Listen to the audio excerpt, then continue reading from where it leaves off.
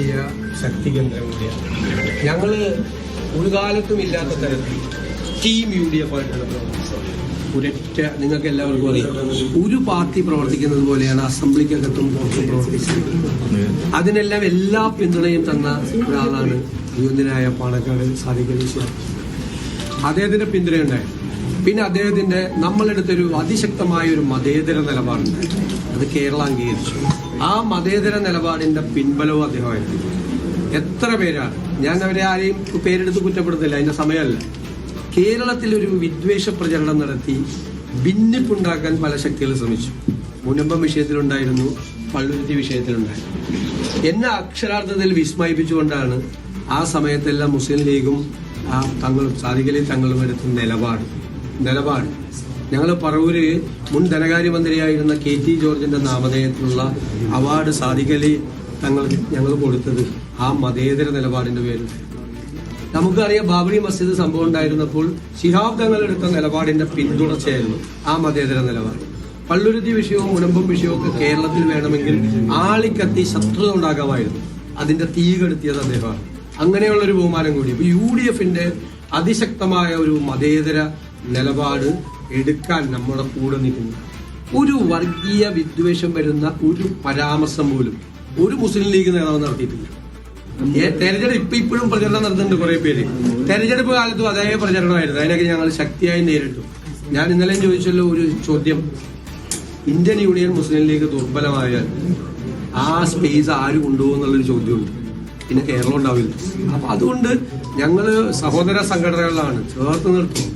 ഞങ്ങളെ ചില സ്ഥാനാർത്ഥികൾക്ക് അവർക്ക് മേധാവിത്വമുള്ള സ്ഥലത്ത് നമ്മൾ അറിഞ്ഞിട്ടില്ല, ഇതുകൊണ്ട് ജയിപ്പിച്ചിങ്ങോട്ട് വന്നു. ഞങ്ങൾക്ക് മേധാവിത്വമുള്ള സ്ഥലങ്ങളിൽ അവരുടെ ചില സ്ഥാനാർത്ഥികളുണ്ടായിരുന്നു. പരസ്പരം എല്ലാ കക്ഷികളും, കേരള കോൺഗ്രസിന്റെ ആണെങ്കിലും മറ്റ് ഘടകകക്ഷികളുടെ ആണെങ്കിലും എല്ലാവരും അങ്ങനെ ചെയ്തു. ആ ഒരു ടീം UDFന്റെ പ്രവർത്തനത്തിന് തങ്ങളുടെ ഭാഗത്ത് നിന്ന് കിട്ടിയ പിന്തുണയ്ക്ക് നന്ദി പറയാൻ കൂടിയിട്ടാണ് ഞാൻ വന്നത്. ഞാൻ വളരെ അഭിമാനത്തോടും ആവേശത്തോടും കൂടിയാണ് അദ്ദേഹത്തെ കാണാൻ വന്നത്. തീർച്ചയായിട്ടും ഞങ്ങൾ ഇതുപോലെ തന്നെ ഒരുമിച്ച് ഇനിയൊരു വർക്കുണ്ട്. ഈ നാടിനെ മാറ്റമുണ്ടാക്കുന്നതിന് വേണ്ടിയിട്ട് ടീമായിട്ട് ഞങ്ങൾ ഇന്ന് വർക്ക് ചെയ്യും, ഒരുമിച്ച് വർക്ക് ചെയ്യും. ഒരു ഭിന്നിപ്പുണ്ടാക്കി ഒരാളും വരണ്ട.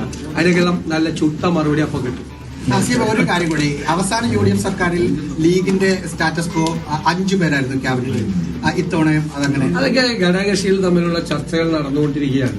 എത്ര വേഗത്തിലാണ് കാര്യങ്ങൾ വരുന്നത്. മുഴുവൻ മന്ത്രിമാരും തിങ്കളാഴ്ച മുഖ്യമന്ത്രിയോടൊപ്പം സത്യപ്രതിജ്ഞ ചെയ്യാണ്. മുഴുവൻ മന്ത്രിമാരും ആ ഘടകകക്ഷികളുടെ ചർച്ചയൊക്കെ ഒരു പ്രധാനപ്പെട്ട ഘട്ടം പിന്നിട്ട് കഴിഞ്ഞു. കറക്റ്റായിട്ട് സമയത്ത് ആദ്യം നിങ്ങളോട് പറയുള്ളൂ, തീർന്നു ഈ ഒരു തർക്കവും. ഞാനിവിടെ 140 സീറ്റ് ഞങ്ങളെല്ലാവരും ചേർന്ന് വിഭജിച്ചിട്ട് ഒരു അവസരം കിട്ടിയ ഞാൻ കണ്ടന്ന് ഞാനത് പ്രഖ്യാപിച്ച ദിവസം നിങ്ങളൊക്കെ അന്തം വിട്ട് നിൽക്കുക. ഇതെന്താണ് UDFൽ ഒരു അവസരം പോലും ഇല്ലാതെ 140 സീറ്റ് വിഭജിച്ചില്ലേ?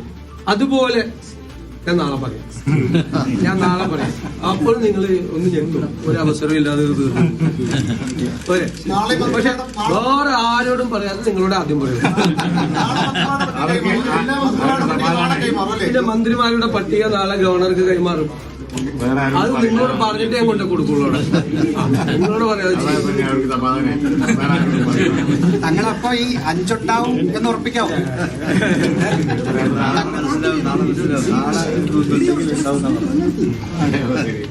ഓക്കെ, ശരി ശരി ശരി.